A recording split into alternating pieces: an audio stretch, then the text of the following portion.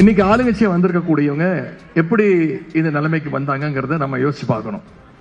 தேர்தலில் நாம எதிர்பார்த்தது ஒரு பெரிய வெற்றி, மீண்டும் திராவிட மாடல் 2.2 அமையும் அப்படின்னு நம்பிக்கையோடு இருந்தோம். ஆனால் என்ன பண்ணிட்டோம், தேர்தலில் நமக்கு யார் எதிரின்னு தெரியாம போய் சண்டை போட்டுட்டோம். இன்னைக்கு எதிரி யாருன்னு தெரிஞ்சிருச்சு. மீண்டும் அந்த தவறை நம்ம செய்ய மாட்டோம், செய்ய மாட்டீங்கிற நம்பிக்கை எனக்கு இருக்கு. இன்னும் குறிப்பிட்டு சொன்னா, இந்த கிழக்கு மாவட்டத்தில் மாதம் ஒரு நிகழ்ச்சி வந்து நான் கலந்துகிட்டு இருக்கிறேன். ஆனால் ஒரு சிறிய இடைவேளை, 4 மாதங்களுக்கு பிறகு சென்னை கிழக்கு மாவட்டத்துக்கு நான் வந்திருக்கிறேன்.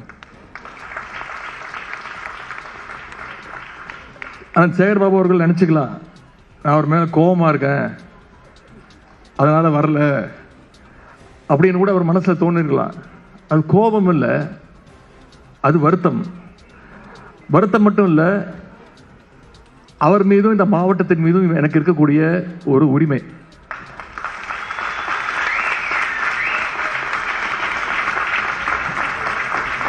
எத்தனையோ காரணங்கள் சொல்லலாம். வெற்றி வாய்ப்பை நாம இழந்ததுக்கு எத்தனையோ காரணங்களை நம்ம தேடி கண்டுபிடிச்சிடலாம். சினிமா மாயை, கவர்ச்சி,